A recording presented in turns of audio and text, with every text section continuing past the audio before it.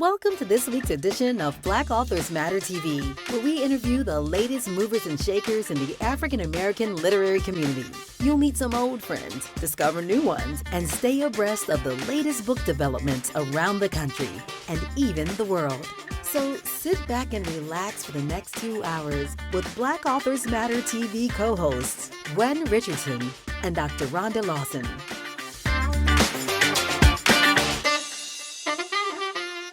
Good evening and welcome to another amazing episode of Black Authors Matter TV. I'm Gwen Richardson, your host for tonight, along with my co-host, Dr. Rhonda Lawson. Good evening, everyone. And we have a great lineup of guests like we always do every week. So the only update that I have is that the National Black Book Festival vending space, as far as being a participating author, publisher, or small business, is completely sold out. So, and we've already built in for a drop-off. So we don't have a waiting list or anything like that. So if you missed out this year, you can still attend. If you want to attend, get a full festival package or a VIP package, or just attend for general admission, feel free to do that. We just don't have any more vending space. And we have a great lineup of featured authors and seminars and everything. Rhonda will be there doing her thing with her interviews, and she's also going to be the hostess. I hadn't really told her title, but a hostess for our Divine Nine special event. So if you're a Divine Nine and you're planning to be there, then if you're not on our list, then email us. We'll put you on the list. But the Divine Nine groups will be getting the Eventbrite link this week. It's the event is free that we're having for the D9, but we do have a limited space. So, and it's first come, first serve. So anyway, it's coming up really fast. You know, it seems like it's far away than the summer. Then at the end of the summer, then it's Right. like, wow, here it is. Right. I mean, like all of a sudden it's next month. What happened? Yeah. It's 3 weeks from this Thursday. So it's quick. So anyway, we're bringing our first guest on. She has a memoir. And she has a very compelling story.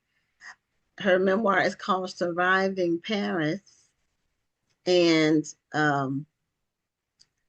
if you could turn so we can see, and unmute your mic so we can hear you. We want to welcome Robin Allison Davis to Black Authors Matter TV. Hello, thank you for having me. Thank you for being here. When I saw your title, Surviving Paris, it made me think of the movie and book Scratch, From Scratch, I think it's called. Mm-hmm. Because I think, did she go to Paris or Rome? Anyway, it made me think of that book. And when I saw just read about what your book is about, it's not the same subject. So, everybody, when people think about Paris, they think about love and romance. It's like it's the atmosphere of Paris. And tell us a little bit about your background and what sent you to Paris. Well, I am born and raised in the DC area, and I am a journalist. I worked for many years in television. I still do. And I was living in New York after graduating from Howard University, living in New York for 10 years, working in television as a journalist.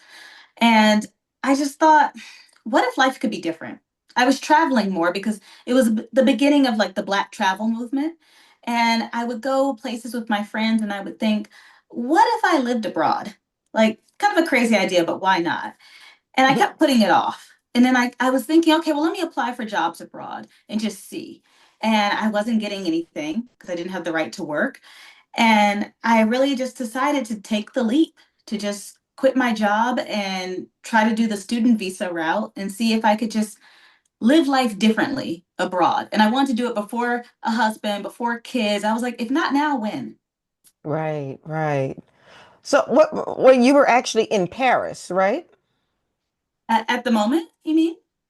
No, when you decided to move, because I mean, I'm I know when you start to feel uncomfortable and then you decide to move, I'm wondering, did you go to Paris or did you go to a city outside of Paris? I've been all over France, so Mhm. that's why I'm wondering. No, I moved to Paris. I tried to decide what I needed out of a city to be happy after 10 years in New York City and a lifetime in the DC area. And I thought about wanting diversity, wanting green space, lots of cultural things to do. I had quite the list. And I said, you know what? Paris kind of matches that. Why don't I just try to move to Paris? And so, yes, I moved to Paris. And that was 9 years ago now. Wow, was it what you expected? Oh, absolutely not. I was waiting for you to say that. I tell people all the time, Paris is so overrated. Well, I won't say that. It's my new hometown, but Oh no, well, I lived in Belgium, so I Mhm. was in Paris quite a bit when I was in Europe, and Mhm. there are lots of beautiful parts of Paris, but some of the other towns around Paris, I just Yes. like them a little better. Yes. I mean, France is just a beautiful country. There's so Yes. much to see. And I actually really love Belgium too. I talk about Belgium in the book, actually. And I decided to move to Paris, and it just wasn't, I'd visited before, I'd visited 3 times, but visiting and living someplace is not Yeah, the same. different. Different. It's Yes, different. it's different. Very different. You're worried about, okay, I need to get my papers, I need to set up my mail, my utilities, all these different things in a different language. And these things weren't so easy to set up back then. We didn't have all the little TikToks of people telling you what to do. There was none of that. Oh So, yeah, that's true. yeah, I just felt like I was really kind of thrown into a situation where I thought it would be a little easier, but it wasn't. Did you know the language? I mean, because you probably knew a little bit of French, but did you feel that you were fluent by the time you moved there? Oh, absolutely not. No. So I, all my life, I'd studied Spanish. It was even my minor at Howard. So I did not have the foresight to think that I would be going to France to study French. But I did take a class in New York before I left. It was a class of 70 people. So you only learn but so much. And then I also had a tutor, but still, once I got there, I was pretty much still a beginner. I didn't know much of the language, and I really had to pick it up while living there. But thankfully, the master's program that I moved for, it was in English. So That's that Okay. good. helped. That Yeah. was helpful. Hmm. Yeah, I'm from people who move places, they say when you immerse yourself in the language, that's when you really pick it up. But Hmm. just starting from zero, um, is difficult in another language. And then um, I don't know if this is true. I know that it was a problem in Canada with the French and the English. You know, the French speaking Canadians didn't really want to speak English. So in France, are there a lot of English speakers?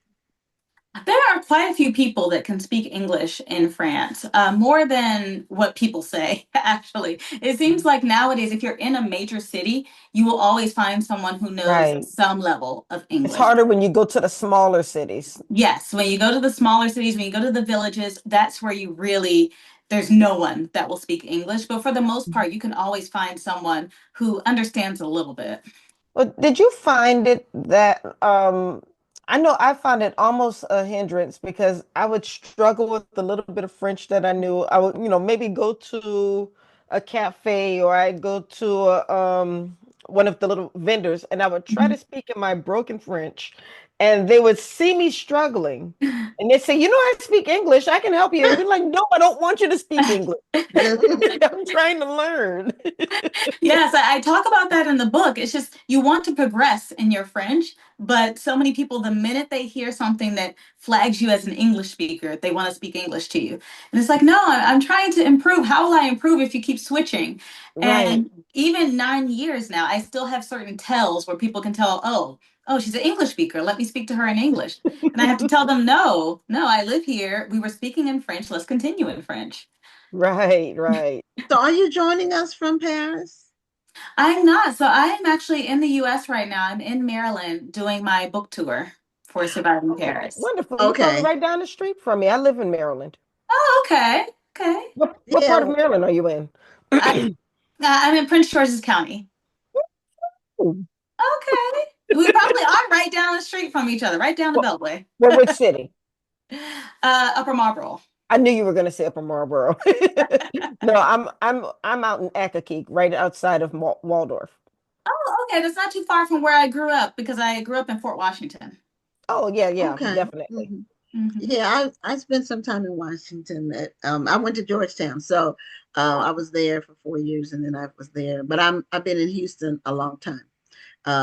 So and visiting a place is different from moving there. Even though I've been here a long time, but when I first got here, I struggled. Um, just culturally, it's different. Now I'm a real Texan now because I've been here a long time.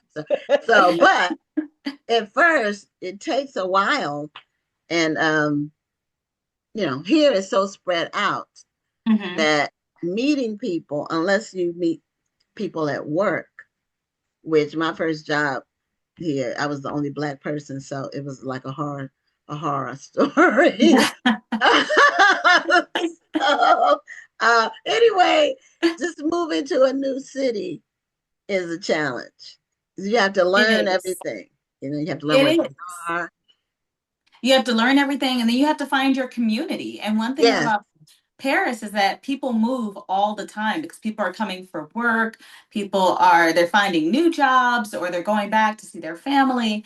So it does take a while to settle in. I personally have the theory that it takes 2 years to settle in anywhere. And I would say about the same is true for me when I showed up in Paris in 2016. By 2018, I felt like I'd really hit my stride and started to find my community. yeah, Wonderful. that's so true.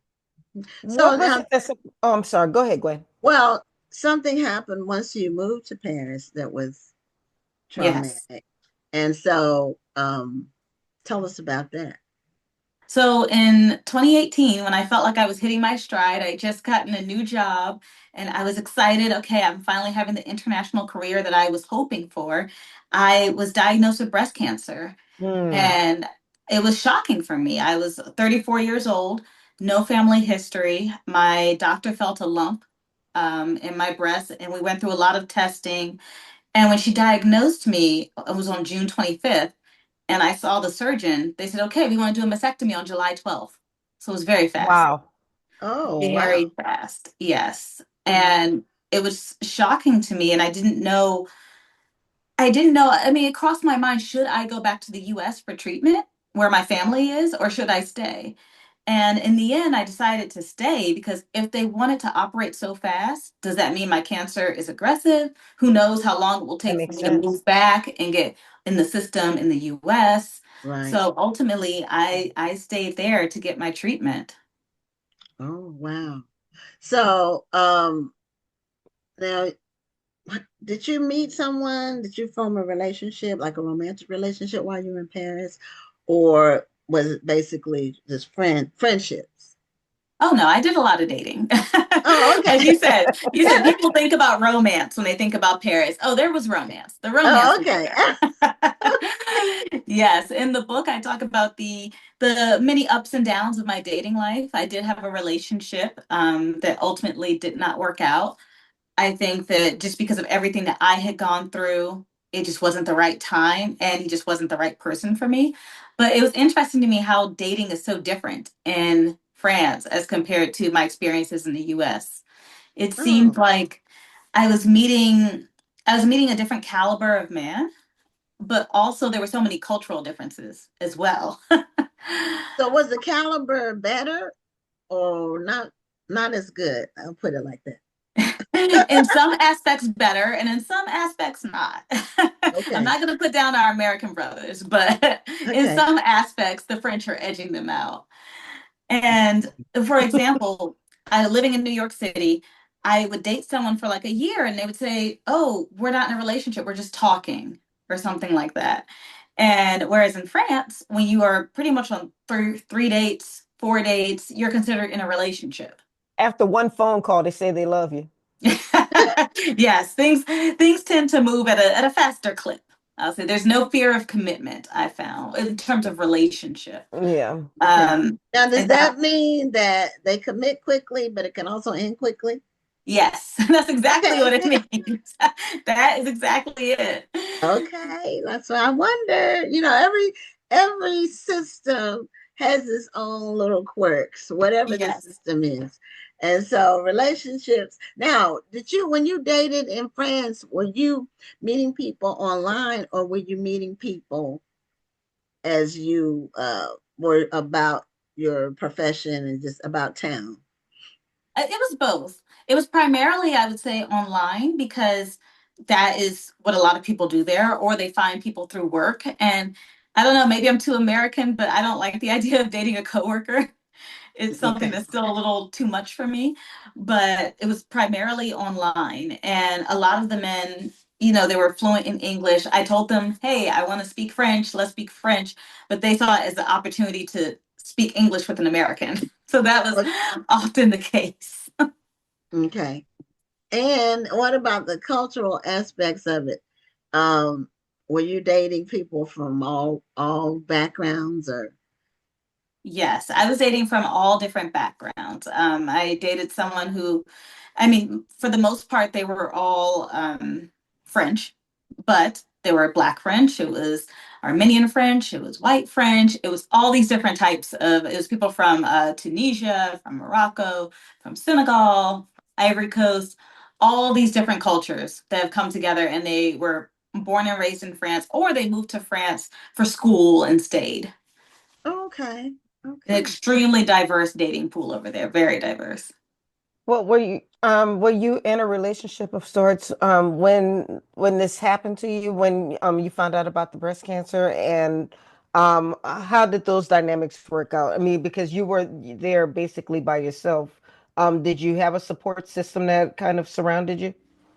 I was not in a relationship because when I was diagnosed in 2018, I was focusing on trying to get a job. And I had this little internship that they said could turn into a job. So I was so focused on that. I was working all the time, trying to make this parish dream work out. And I wasn't seeing anyone, but at least I had my friends. And thankfully, in 2018, my family was able to fly over and be with me. But I will say, I was diagnosed with cancer a second time in Oh 2020. no. Okay. Yes, during the Oh, pandemic when my family could not fly over because the borders were closed. oh And wow. at that point, my Paris community really banded together to be my support. Oh wow. That's great. Well, it Mhm. was good that you found close relationships there because it's not always easy. Now, were you working in journalism or was that your plan? Were you able to still pursue journalism in France? Well, it was my plan to pursue journalism in France, but when you need working rights and they're not necessarily wanting to sponsor, I decided to pivot. And so I pivoted into communications. So I was working a job in communications and it was quite different. I really missed journalism. I missed the fast pace of everything, of when breaking news happens, you have to fly into action. I missed that a lot. So I was working in communications, which was it was a hard it was a hard pivot for me. It was. Were you having to write in French? I'm sorry? Were you having to do the writing, like the communications part in French, in the French language It was an with international the email? company, so I was doing it both in French and English. Oh, I would do only a little bit in French, and then I would have my French coworkers check it over for certain things. But it was a good amount of work in French. And even our meetings in the office would switch back and forth within the same meeting between French and English, sometimes within the same sentence. Yeah, I've seen that. I love how they go in and out of the languages all in one conversation. You know, they'll Yes. be speaking French for a few minutes and all of a sudden they kind of ease into English and then ease back to French. And I'm like, how do you guys do that? Yes, it was a total trial by fire sitting in these meetings and having that happen, especially if I had zoned out for a moment. I was like, "Oh no, wait, I missed what they were saying." So it really improved my French though. Well, I also want to talk about life after the diagnosis. So you're still there. Of course, you're still there now. Hmm. What was life like trying to get back to normal? You know, you're trying to get back to working, you're trying to get back to dating, and you're still dealing with life after. Yes. Yes. Life after it's been difficult. It's been a roller coaster, to be honest, because when you are going through active treatment for cancer, you're just thinking, okay, I'll just do what the doctors say, step after step. I'm just going to do this. And then when it stops, you're left to deal with the grief of the whole situation. Everything sets in. So thankfully, I was still going to church. I have a therapist. I do meditation. I do Pilates. I do all the different things. But it it's always a process. And Right. from what I understand from people who have been through it much farther back than I have, it'll always be a process. Mm. That's true. That is true. So how did you find the healthcare system in France compared to the United States? The healthcare system in France is Because it's isn't it got a social? Is it yes. government healthcare? Yeah, so is a socialist country, Mm. and the healthcare is much cheaper. It's not free. I know a lot of people say that it's free. It's not free, but it's a lot cheaper. And I would say the number one thing is that doctors are more concerned about getting you well because they don't have to worry about, oh, what's the budget for this? Can we afford, will your insurance cover this test? Will you get denied or delayed for this test? They can order whatever they want and you can go get it. And I feel like for me, the second time I had cancer, that was really the most apparent. I was so glad to be in France.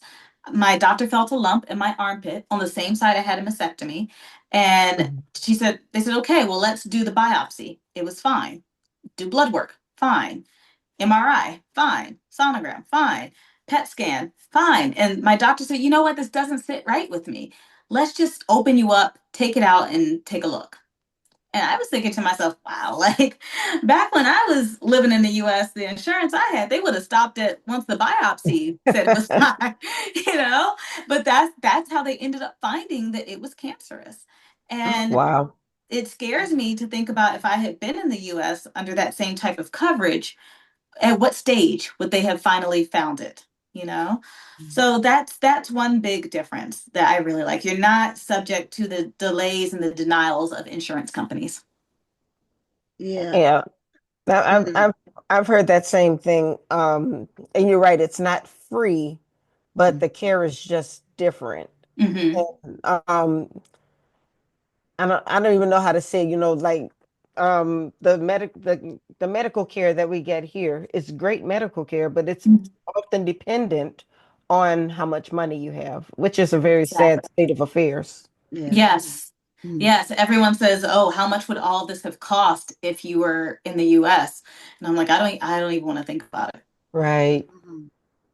Yeah. And the other thing, when you get healthcare here too, if you're dealing with a specialist, Hmm. even though people compare, they say you have to wait when it's government run healthcare, like in Canada or Hmm. France and some other countries. But you have to wait 2 months to see a specialist here most of the time. If you need to make an appointment, and I don't really have to see a specialist, but my husband does. I take care of his, he has three different specialists. And to get an appointment is 2 months. Yeah. Right. So when you go and they say, okay, the follow up is whenever it is, if you have to cancel that follow up appointment and change it, it's 2 months. You can't, Hmm. you can't get in. Yes. So while yes, the quality seems to be there, I haven't been in another country and needed health care. So I haven't experienced it yet. Well, it Uh, is for some things you do have a long wait in France. Like for example, dermatologists. It's extremely hard to get an appointment with a dermatologist in France.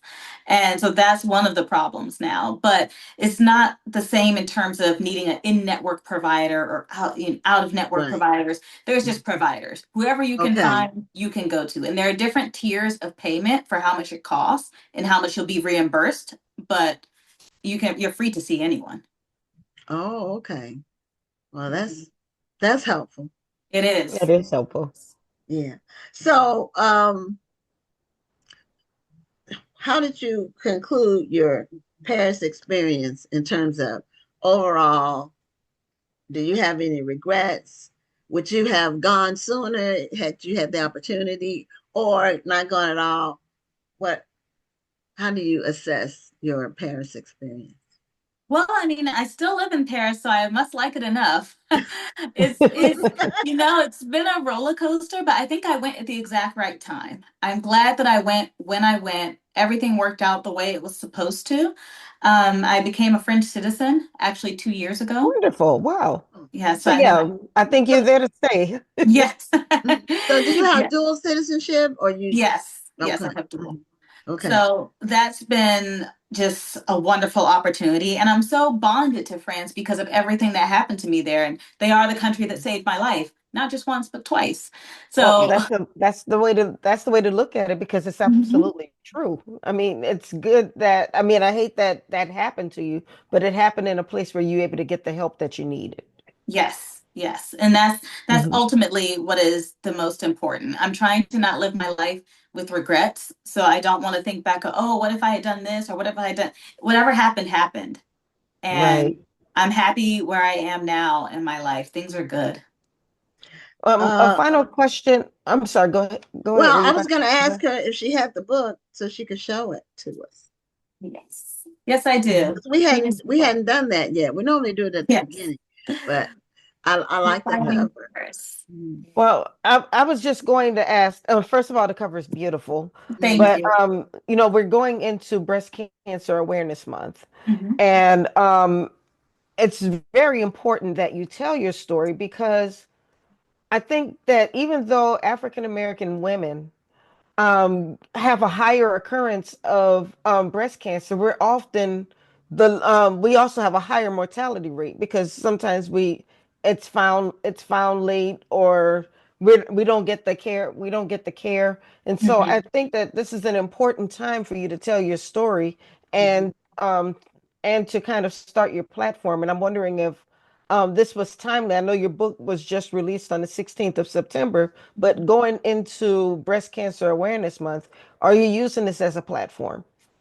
Yes, I am, because I think a lot of things that happen to me, a lot of women can relate to, as well as I want to share the message of advocating for yourself, because it's something that I had to do as I was going through my breast cancer treatment. And because women are being diagnosed much younger, it's hard for young women to advocate for themselves, single women, and women of color, Black women, to advocate for themselves. And we need to really trust our gut and push for what we think is right for our health, for our bodies. And early prevention is so, so, so important. Early detection, I'm sorry. Early detection is very important. And if everyone can just kind of always do your self exams, always be in touch with your body to know what's going on, the sooner you catch it, the better it works out. Right. Absolutely. Were you having any symptoms before they found the lump? Just a lump. That was it. I'd actually felt the lump myself, but I didn't know what it was. To me, because I'd never felt anything like that before, it didn't feel like what I thought breast A cancer lump was would supposed to feel feel like. like. Hmm. And then the Right. second time when it was in my armpit, I hadn't even noticed it at all. Wow. This is why it makes it so important that, that we continue to spread awareness. So that's why I'm really excited that you are telling your story at the time that you're telling it. And I think that because October is coming up, people are going to be listening more for your story. So can you tell us where we can find your book? Yes, my book is sold everywhere books are sold. It's in Amazon. It's on in Barnes and Noble. It's in all the independent bookstores. So if you look on Bookshop, you can order it online if you want to get it from an independent bookstore. And I will be touring the country. I will be in Atlanta this coming up weekend. Then I will be in Chicago. I have a book event there, also in LA and in Philadelphia. So I would love to see people on the book tour. Okay. And Okay. are your tour dates on your website? Yes, they are. Okay, wonderful. Well, we did put the order link for the book in the chat, and we can also put your website in the chat as well, so Okay. people will Yeah. be able to find out where they can find you. So welcome back home to Maryland, Thank you. and thank you once again for telling your story. I hope one day when I'm able to get I wish I had known you were there or met you a couple years ago when I was in Paris on vacation.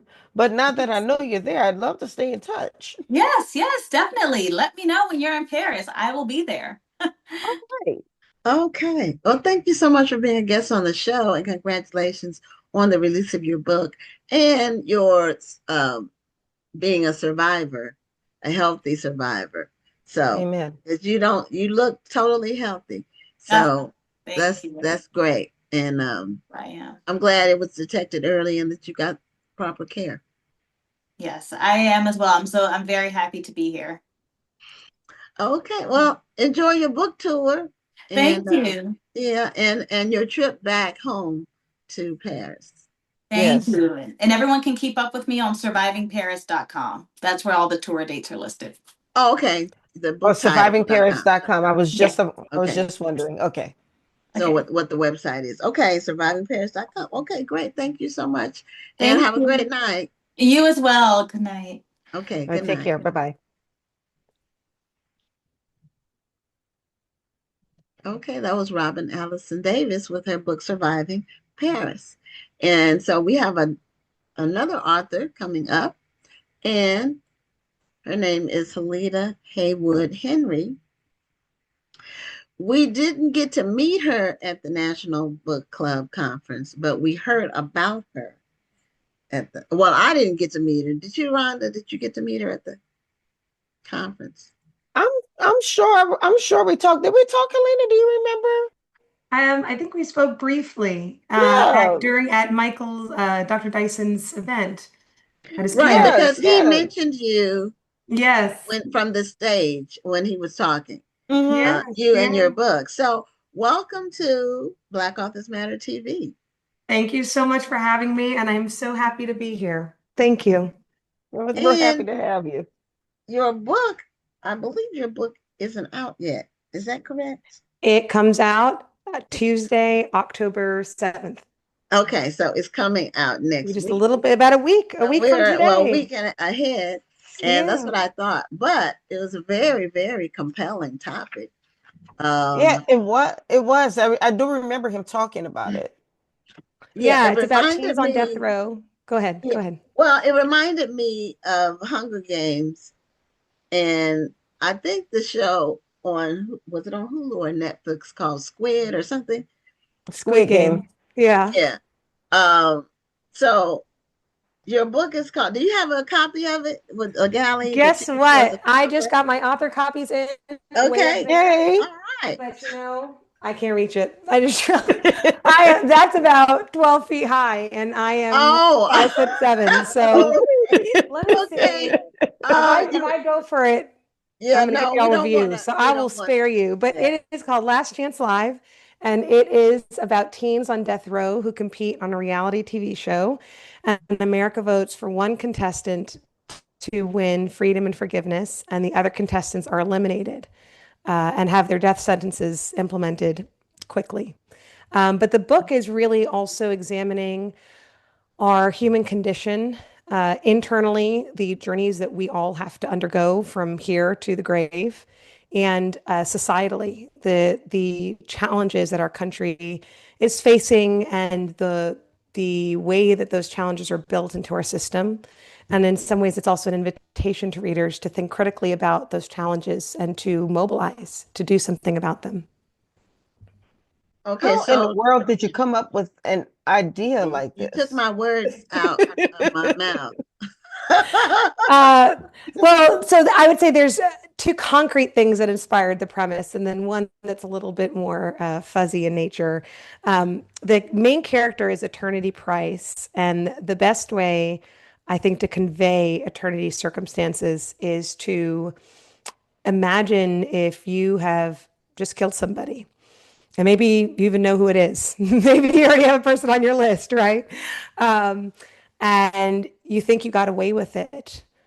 You think that your life and the dreams that you have are still possible in spite of what you've done. And putting aside for a moment the very important questions of why you did it and the harm to the victims and whatnot, focusing just on the perpetrator.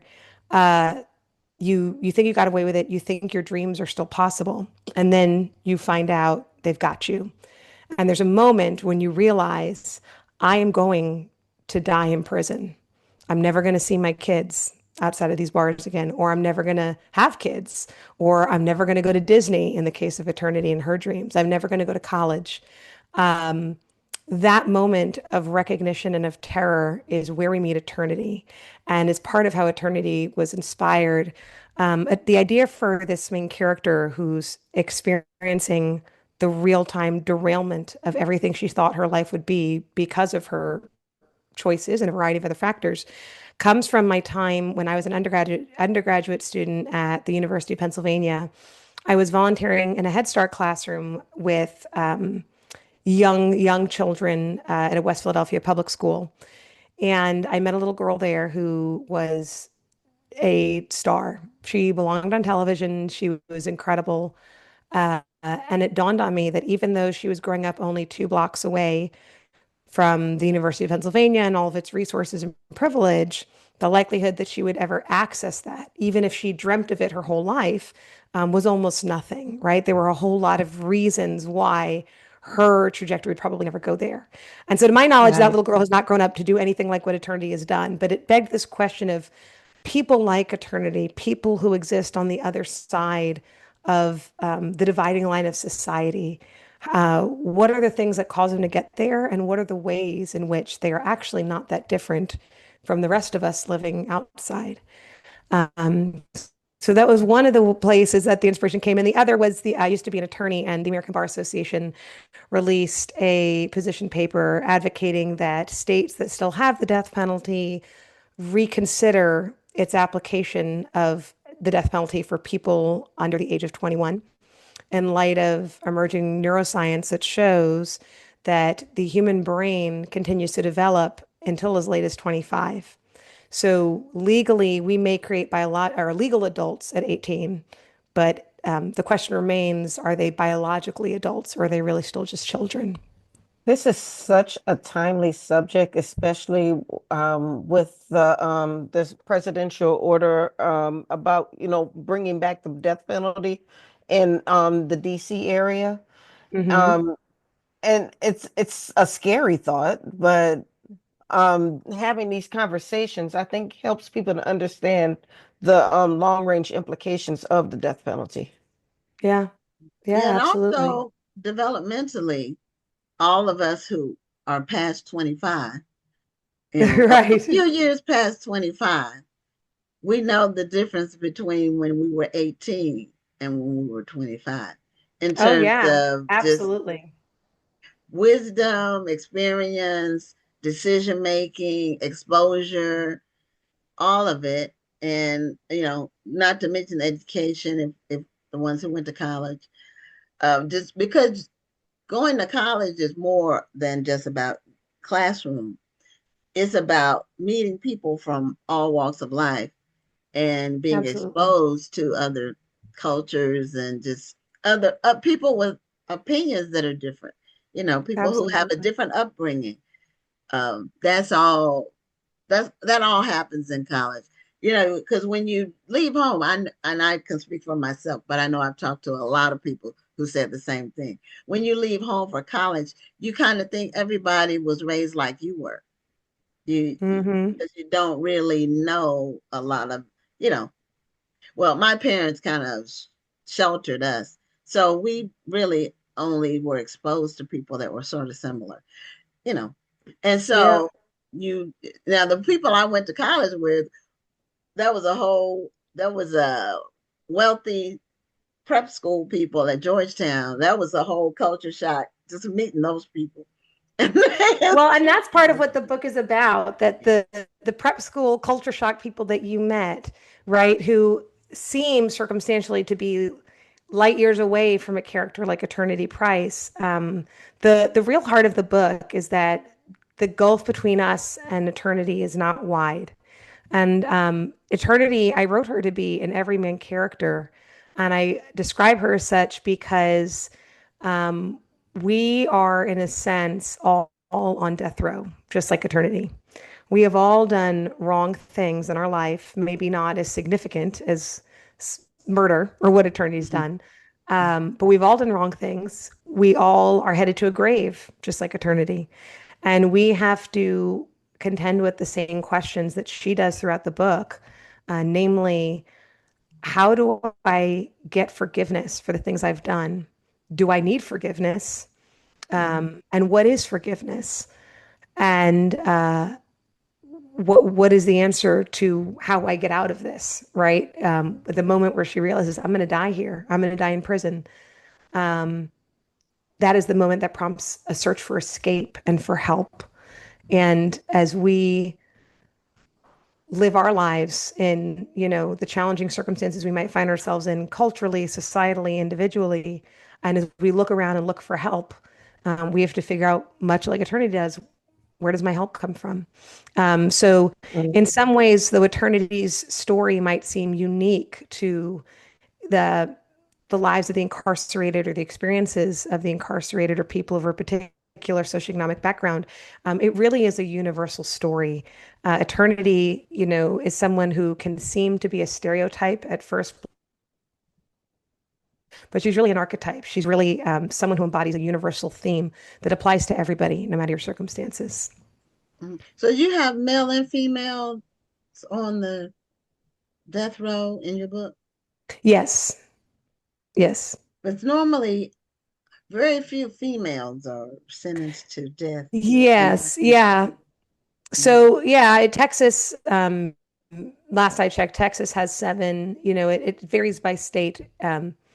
There's a whole robust there's a lot of robust discourse and literature out there as to why that's the case. That is above my pay grade and beyond the scope of the book. But the book features 10 contestants in a house, much like a lot of reality TV They're in a shows. house. They're in a house and they're competing together. And every week, American Idol style, America votes for their favorite contestants. And then the bottom 2 contestants are revealed. So the ones who received the fewest number of votes. Those bottom 2 contestants have their crimes shared in a live broadcast to America. And then at that point, America chooses which one to go. So these young people, all of whom are between the ages of 18 and 21 in the book, they are experiencing a lot of lasts and a lot of firsts at the same time. Given their age, given their background, a lot of them never got to do things like go to Disney World. Perhaps they've never had a romantic relationship, things like that. So, the male-female demographic is there. The young people are written to reflect the realities of what capital punishment in America looks like. But again, I encourage readers to really see these characters not as people who are simply a product of a certain demographic or background, but really as embodying those universal questions that we all must live with, we all must contend with. And one way to think about those questions is the executive producer of the show, the one who creates it and views the show as a lifeline, right? He doesn't view it as a horrific, harrowing premise that's exploitative. He views it as something that gives young people who are out of options another chance. He talks about the type of forgiveness that these contestants are seeking, and he talks about what the show offers specifically. The executive producer, Evan Fletcher, sets up this reality show to give one victor $20 million. And the reason for that $20 million figure is it is the amount that real world Iowa State University researchers have confirmed covers the best you can the cost of a crime. So in the real world, these university researchers said when you look at the impact of a murder to the victim, to the victim's family, to the court systems and all that, it's about $20 million. So this show gives one victor $20 million, and the executive producer explains why forgiveness is modeled that way. And he says that it's like a car accident. And this is where I think there's a lot that we can draw universally from Last Chance Live. That's not just about particular types of people and particular types of circumstances. He says that if I crashed my car into Gwen's, right, and I caused $10,000 worth of damage, Gwen can say, Helena, I forgive you, but somebody still got to pay that bill, right? Right. And if Gwen is saying, I forgive you, sounds like she's going to pay it, and not come after me for it. But which thank you very much. But there's no wand that I'm sorry or I forgive you waves, right? There is real cost to the wrongdoing. And so that's the same in our real lives too, right? We don't necessarily think about it that way, but the wrong that we all have done, again, to different degrees, maybe hopefully not murder, it creates a real cost that has to be paid, right? It's like a car accident. And so we all have to figure out the answer to that question Eternity and her contestants figure out or have to figure out, which is if I don't win this show, if I don't get $20 million to pay for what I've done, to forgive me for it, what's the answer? How does my wrongdoing get paid for? And so that's just something I hope invites readers for contemplation and reflection. Now, are you Two a things defense I attorney? find. I, Go ahead, Gwen. well, I wanted to know you were a defense attorney. Like, No, do so the you? type of work I did was totally unrelated to the criminal defense system. No, I worked on the Oh, corporate okay. side, but I like to read a lot, and I did a lot of research for this book, and wrote a lot about the capital punishment I can system. tell. Yeah. Yeah, I Hmm. made sure to write the Yeah. crimes so that they fit the state statutes for capital punishment and whatnot. So, yeah. Okay. I was just going to say two things that I mean, this is one of the books I think I will want to read, not so much to enjoy, but to experience. Mm, Kind of reminds me of the book Reformatory. It was such a great book, but I couldn't mm, say I enjoyed it because it was just so troubling. yeah, And a couple of themes that I'm seeing within this book. One is the concept of forgiveness, like what you were saying. And mm-hmm, then another thing that I find is we're looking at young people, and as an audience, we're deciding who should live and who should die, basically. right, And just like we were mentioning earlier, the brain is still developing. These are still yeah, kids. And it brings me back to a few weeks ago when everybody was debating when the president said that some of these kids were born evil and they have no good in them. And mm, it's almost that same concept yeah, when we're watching this reality show and we're not judging who should win money and then everybody goes on with their lives. We're right, judging who should live and who should die. And so right. these are such deep concepts. It makes me really want to read the book, really. Oh, well, But that's exciting. And I really it did write starts the a book. conversation. Yeah, and I wrote the book to offer a framework of how to think, but not what to think. And I really tried to be not just careful about not telling readers what to think, but I don't have a lot of the answers to some of the questions that the book raises. Right. And I really do invite readers to come up with their own questions and their own conclusions, and then figure out in light of those conclusions, what do they think should be done? Where do they see opportunity for action and for repair for the things that they think need repair? And, Last Chance Live, because it's that sort of how to think framework that doesn't give clear answers. Like, for example, this TV show, is this a horrible, harrowing thing, or is it an opportunity that pretty good thing that they have it because they didn't have anything else, right? That's not an easy thing to answer. My hope is that after reading, readers recognize that in a sense they were really the main character of the book, both because Eternity Price reflects all of us and our circumstances, but also the reflection of hope and the source of repair and renewal in our real world is the reader.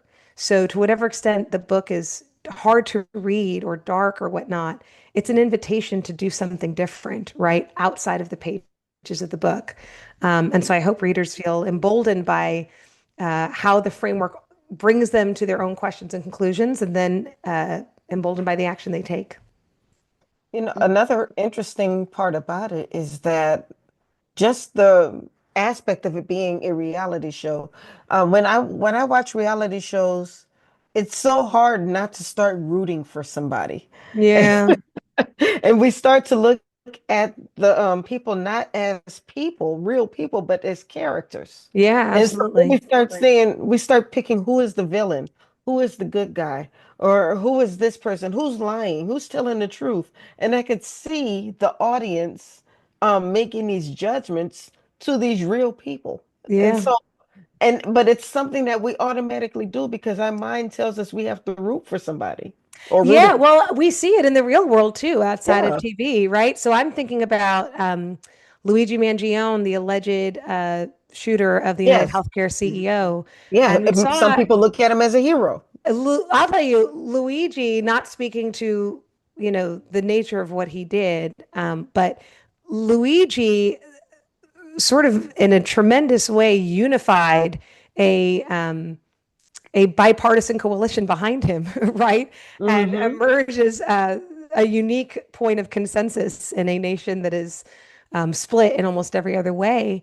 And I think the reason for that, the reason that people on the left and people on the right both sort of gravitated toward Luigi was there was something we saw in him as we tried to do, as you're saying, figure out the victim and the villain and whatnot. There was something we saw in Luigi that we recognized, right? And Right. it was the source of his rage. And when I say eternity price is all of us, when I say that the gulf between us and people on death row is not that wide, Luigi is actually a perfect example of this.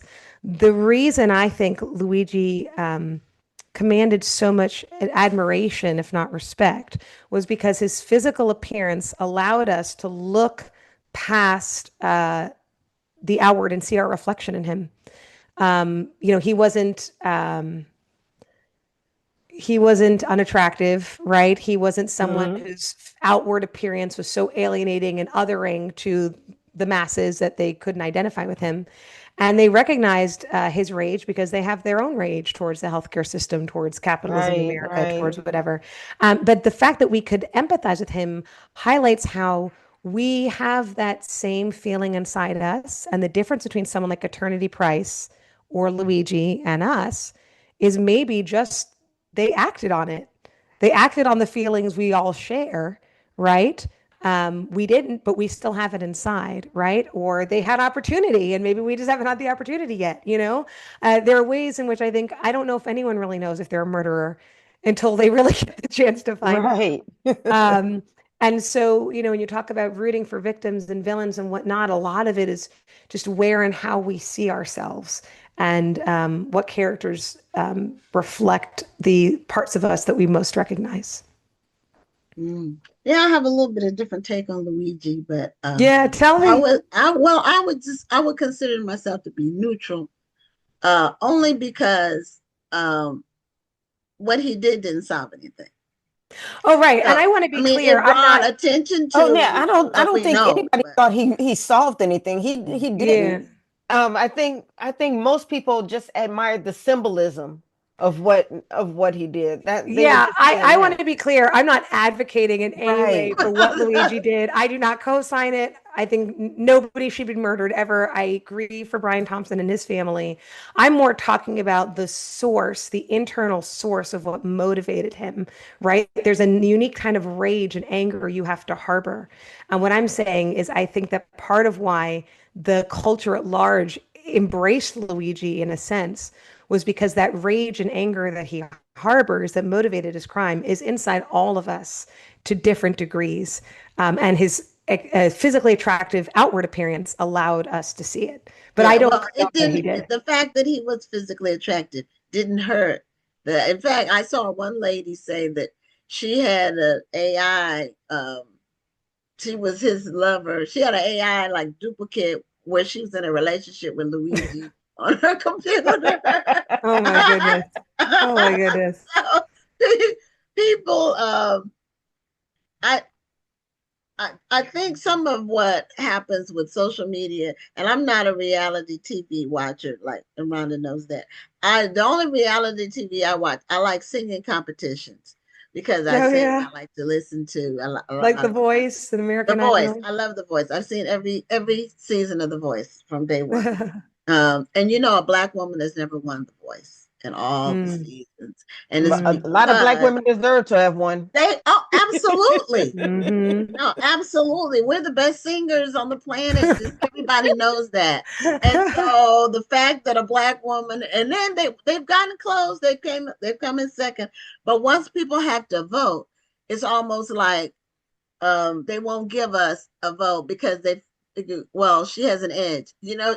So Well, that's a dynamic you know that what I'm Eternity saying? grapples with on the show, right? Mhm. So Eternity has historically, when in high school, she's entering the system as a high schooler, or just out of high school, and has never been popular her whole life, never really had friends, and then she's thrust into the show where she needs to be popular. She needs to have people vote for her and pick her to win. And she's struggling with some of those same forces that you're talking about, that nobody wants her, right? She is an overweight, dark skinned, young girl of color. And she's contending against people who have different types of privileges than she does. And it's a real phenomenon, and it's something that she has to work to overcome. And one of the things that the book does examine is what are the ways in which Black women are given the opportunity and the space for respect in the culture. Are they siloed to certain character roles, to certain arenas, or are they embraced in multidimensional ways? And that's just a running thread in the book. Yeah, I'm working on a book where that's some of the underlying uh theme, well, dynamics of it. So that's all I say. But Oh, I'm interesting. working on it. The way people see you based on cultural stereotypes is a very real thing. Um, because a person will draw a conclusion about you upon meeting you without you even opening your mouth and saying it.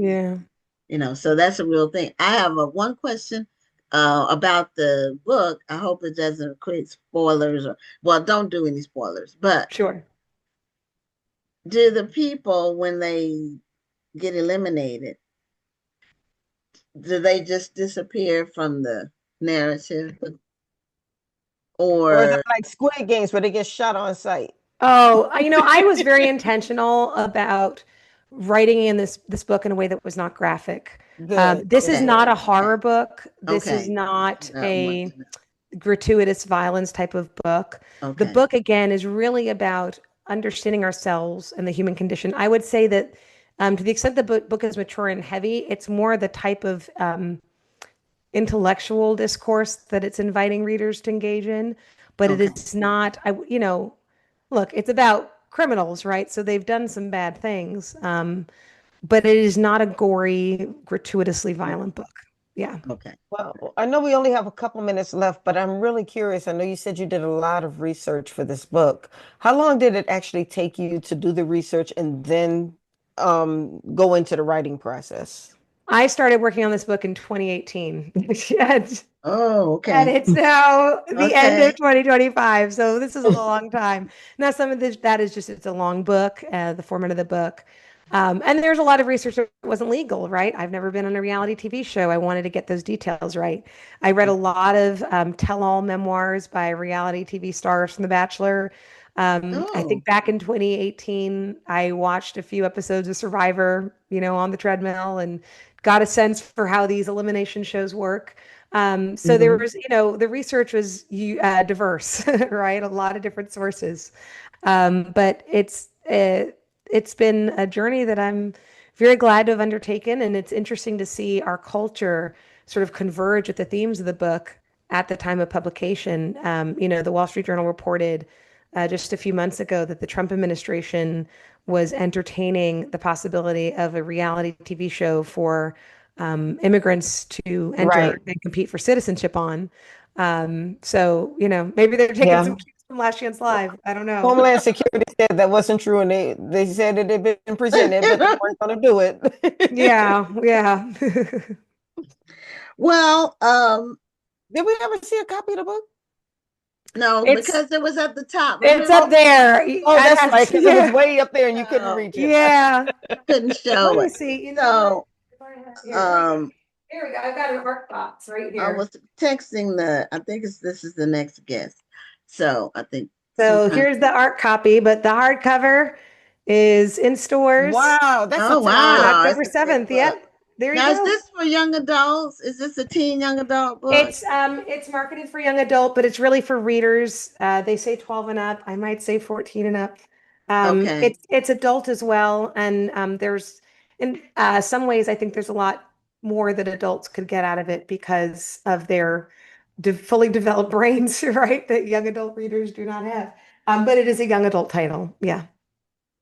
Um, how are they marketing it in terms of,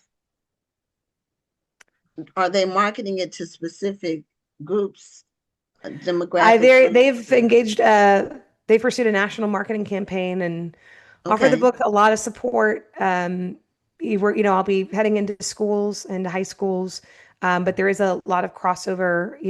Dr. Dyson has blurbed the book and gave his take on it after reading it. Kwame Alexander, we've had a lot of JL, New York Times bestselling author JL. So we've had a lot of adults weigh in as well. But it's a title I think readers of all ages, 12 and up to 14 and up, would appreciate. Well, Okay. Well, I'm congratulations. gonna This get was my quite an copy. And undertaking. Yes. yeah, it's Well, not thank this you. kind of book that I normally would read because I read a lot of historical fiction, Yeah. and contemporary too. But this storyline sounds really different. I like books with different storylines. And so I look forward to I'm glad that I heard about it at the conference because I may not have heard about it otherwise. Yeah. When we were offered the opportunity for you to be on the show, it was like, great, we heard about this book. Well, So thank you so much for having me. This has been a yeah, lot of fun, and I really appreciate you taking the time to talk about it. Well, okay, thank you thank for you. being here and congratulations once again on your book. Thank you. Thank you so much. Okay, have a great night. Take care. Bye. Bye bye. Okay, so for those of you who just tuned in, if you are interested in knowing the National Black Book Festival, which is coming up the 23rd to the 25th of October, all of our vendor space is completely sold out. In fact, we sold it out today, and the website doesn't reflect that yet, but it will by tomorrow. So right now it says 97%. It's 100% sold. So we're excited about. We have a great lineup, a great program planned, and a few different things we're doing this year that we haven't done before. So our guest now is a bookstore owner, and Rhonda, this is a bookstore in New Orleans. Which one? Baldwin. We were just talking about Baldwin and Company just a few days ago. And it's a fairly new bookstore. I think it's been around for what, maybe 2 years now? Yeah, right around, I think, right at 3, actually, I think. Wow, Yeah. has it been 3 years already? Okay. And Yeah. they So are really let's making introduce some noise in him. New Orleans. Let's introduce our guest, Jerid Woods, and he is the owner, or one of the owners of Baldwin and Company, which is a bookstore in New Orleans. Mm. And we have bookstore Hey, owners how on the y'all show doing? from time to time, so we're excited to have you. And are you at your bookstore now, or is that your house? Oh, no, this is the house. This is the house. Oh, Yeah, okay. Well, yeah. it could have been an area in the bookstore or something. No, Oh, you got no, a Pac-Man well, thing. I used to love to play Pac-Man. Jerid has a really cool wall facade in the store of James hmm Baldwin, which is absolutely gorgeous. Hmm. Yes, yes, yes. There's 2 murals of Baldwin in there, and then there's a mural of Langston Hughes as well on the wall as well. Okay. Wow. Okay, I didn't know that part. So hmm is this your concept? Is it a family store? How did Baldwin and Company get started? Well, actually, it's my brother DJ Johnson's concept. He was his mother had taken ill, and so he came down from DC. He was working in DC and nursed his mother back to health. And at the time, he was just looking for a way to impact the community once he moved back to New Orleans. and then decided, bookstore would be one of the most important ways to kind of give back. And so Baldwin and Co. was created.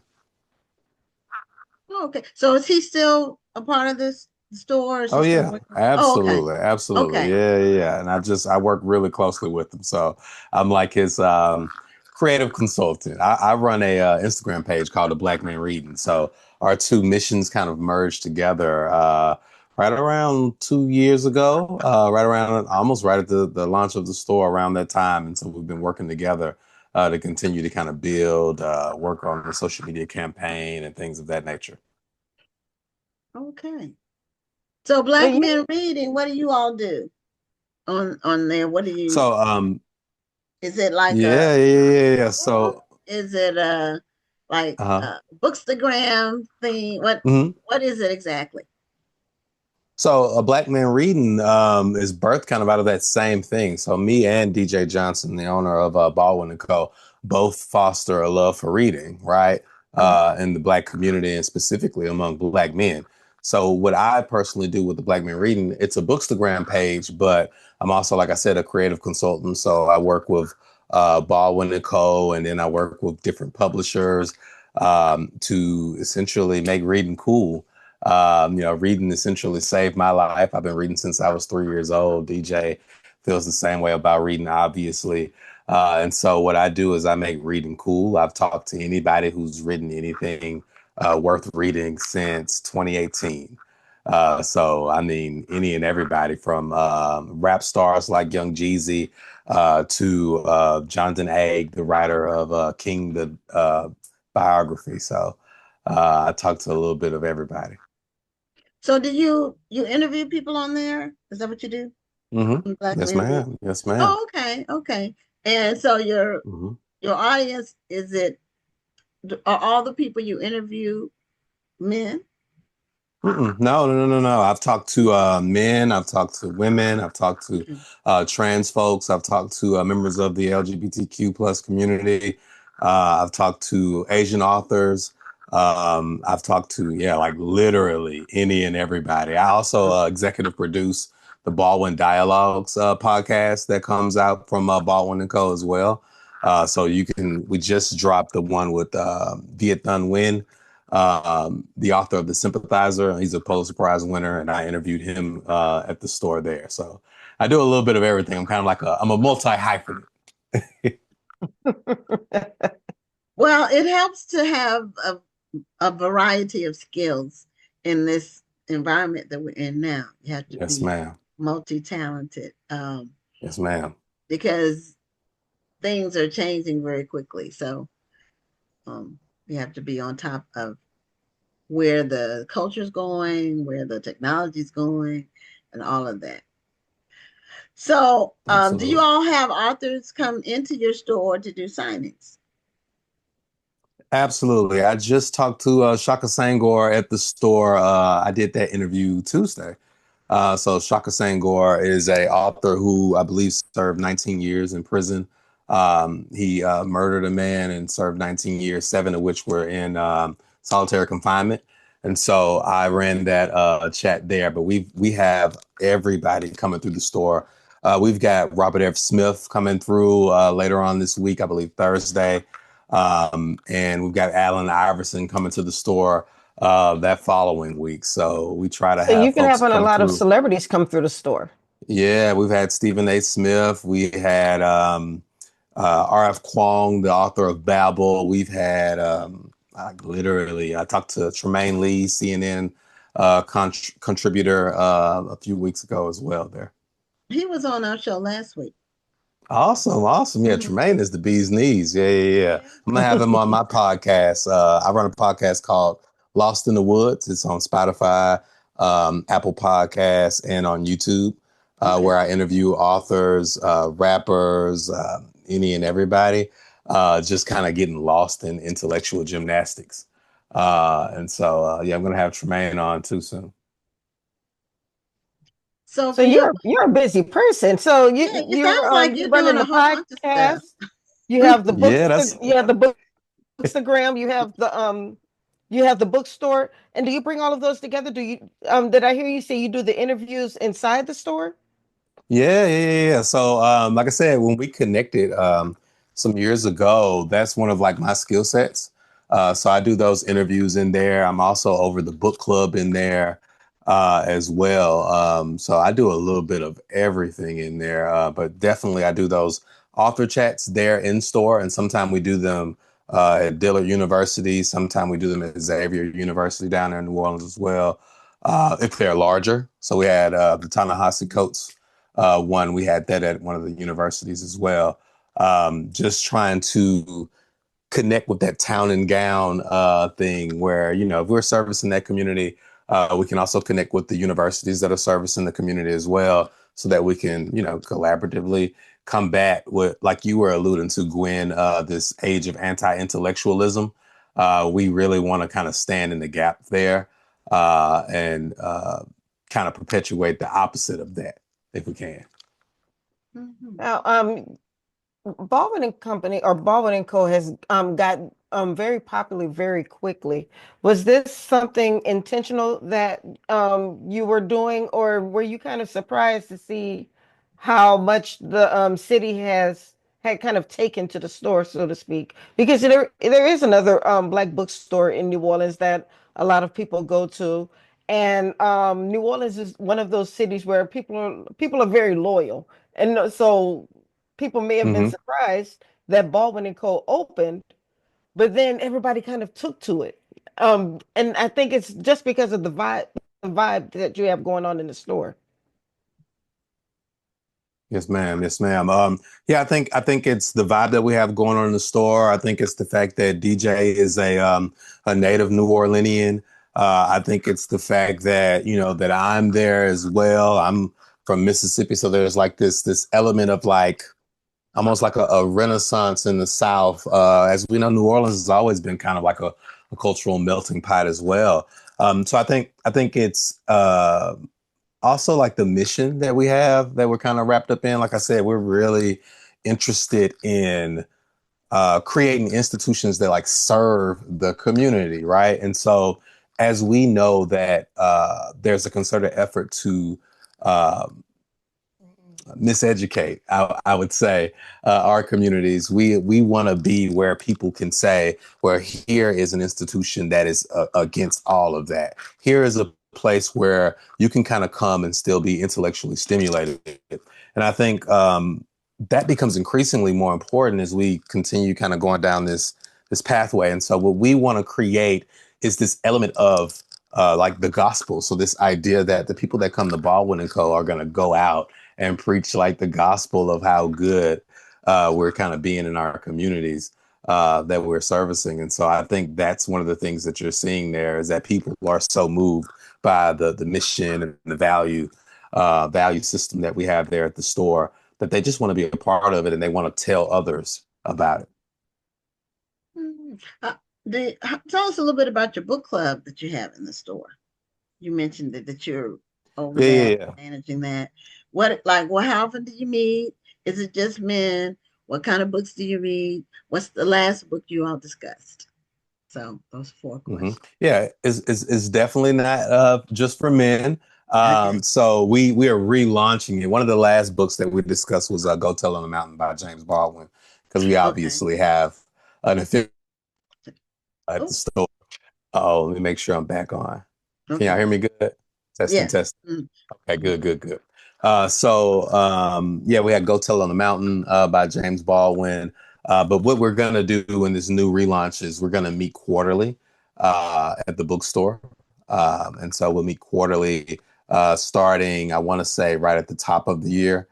So January, we'll meet quarterly. We'll have the author there, and I'll do like a discussion, a brief discussion with the author, and then we'll open the floor for questions and kind of have like that dialogue there.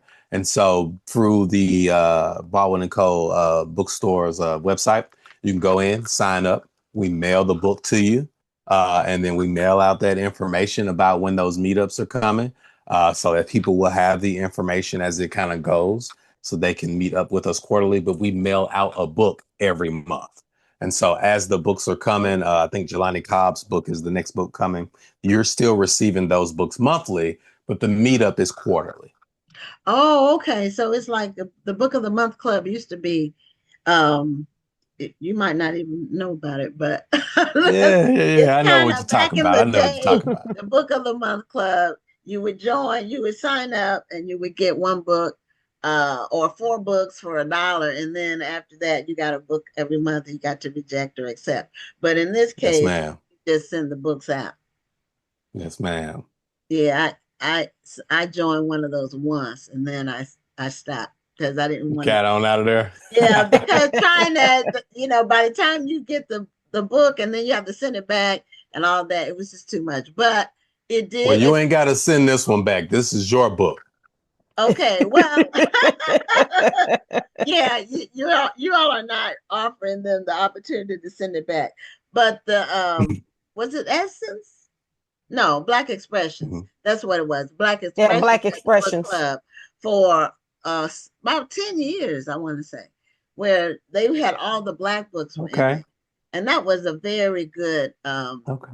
avenue for authors to get their work out and for readers to know what's new. Yes, ma'am. Mhm. So that's what we like to do is we have authors on the show every week. So it lets people know what's new, what's being released. And so they can support these authors because those early days of the book release are the most important ones in the industry for the feedback. So people can say, well, it's catching on or is it's a dud or whatever. The publishing houses are, they're Yes, on ma'am. top of those numbers. So um now about having is your bookstore open? How many days a week is it open? I want to say we're open every day of the week. Let me double check now. I don't want to send no wrong message. You know what I'm Then saying? Let me somebody will see. come and say, they told me they were open, Uh-huh.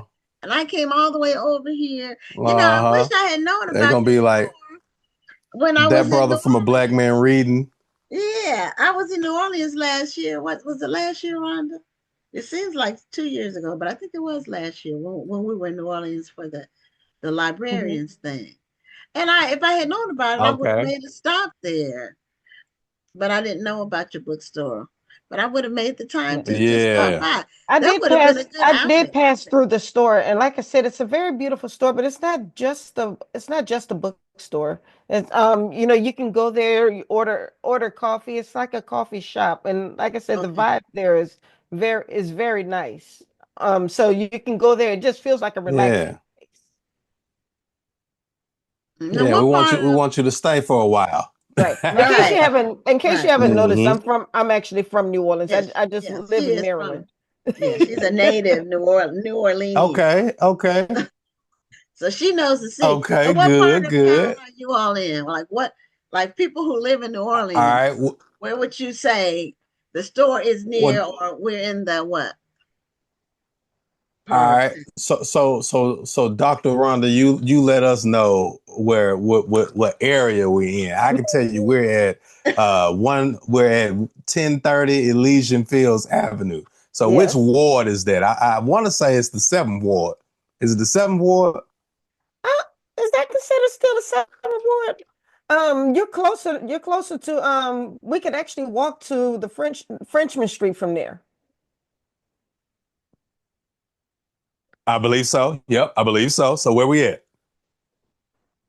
Um, I'm trying to think, do I call what I call that area the seventh ward? I know, I mean, I'm looking in my mind, I'm looking right at your store. I'm looking at it Looking because right at it. Yep. yeah, You it's a are. great Yep. area. Hmm. There used to be a place where we would get our po' boys, but he sold that Yep. building. Yep. Mm-hmm. Mm-hmm. She Yeah, looking see, right where we at. yeah, So I told she you. looking right at it. Yep. I know exactly where you are. And if you walk a few Hmm. blocks down, then you'll be like I said, right by where the French market is, and Frenchman Street where you can go hear the Hmm. live jazz music. The Praline Connection is over there. She I ain't, she know where ain't you told the are. story yet. I know where you are. She ain't told the story yet. That's exactly where we're Yeah. at. That's exactly where we're at. Now, I mean, now I need to get into this. I need to get into the store and do a book signing. So now, saying that, how do authors get to? Because I think for some first time authors, and I've been around for a little while, but for some first time authors, it might seem intimidating because the authors that you named are like celebrities. So somebody might think, well, Hmm. I only have one book, or I just published yesterday. Will he let me come to his store to sign? Yeah, yeah, yeah. Well, I can say for sure, having seen it, it is not intimidating at all. It's just a matter of a conversation with him, with the owner. So yeah, I would just call it to the store. That's how I see a lot of folks that are, independently published, kind of work their things in there, just as simple as a call. Or I've seen folks walk in the store literally, like when we're doing something or having a pod, and I've seen them have Mhm. those conversations there. So I would say it's as simple as contacting the store, explaining what your book is. Usually folks kind of come in with a pitch, right? I've seen people come in, pitch the book, and he make the decision right there. So I would say just contact the store via phone or email. Yeah, I know one of my clients actually, she actually called me from your store. She was like, I'm at Baldwin and Co. She's from New Orleans too and no longer Mm-hmm. lives Mm-hmm. there, but Tell me. she came back home. She was like, oh, I'm at Baldwin and Co. It is so nice in here. We should do an event here. I was like, well, get his information and let's talk to Mm-hmm. him. So do you all open your Yeah, store for yeah. So like I events? said, I wanted to ask about that's what I this. was going to say. It's as simple as a call, yeah, because we Mhm. also have the courtyard area, and then we have the other event space that's across the street. It used to be a club that we kind of rent out as well. So yeah, it's Oh, as I didn't simple know as you had calling an the event store. space. That's good to know. Mm-hmm. Mm-hmm. Yep. So it's as simple as, like I said, contacting the store or shooting an email to inquire about the event space, and then they'll give you like the rates there in regards to how they rent it out. But yeah. That's good to know. Yeah. Now Mm-hmm. So what I know a little something. yeah, what genres of books or do you all carry? Do you pretty much carry everything, across the board? And Yeah, what's yeah, yeah. what's Yeah. popular in the store? What books are people coming in asking about? Yeah, yeah, yeah. So we definitely carry all genres. Of course, we specialize specifically in African American literature, but we carry all genres and we carry all ethnicities and different cultures. So we got your general nonfiction, your fiction. We've got a self-help section. We've got a poetry section. We've even got like allusions to what I always call like the hidden canon, but like those hard to find like Black history books. We've got those. We've got a little bit of everything. In terms of like what's popular, well, we kind of have everything that your Barnes and Nobles will have, right? And so, but for us particularly, of course, James Baldwin is always popular. Toni Morrison is always popular. Then you have like your up and coming authors like your Philip B. Williams, Hours, Tremaine Lee's newest book. Who else? Is really really popular. Shaka Sangor's "How We Get Free" book is really really popular right now. Tamika D. Mallory's work. So anything that's kind of out right now. R.F. Kuang has a new book out that I think is really really big as well. You Hmm. guys Oh, have did I been freeze up? busy. I hear you. Well, now you're frozen. Well, No, he's he's not blinking. because he Yeah, blinked. he just blinked. That means it's not frozen. Okay.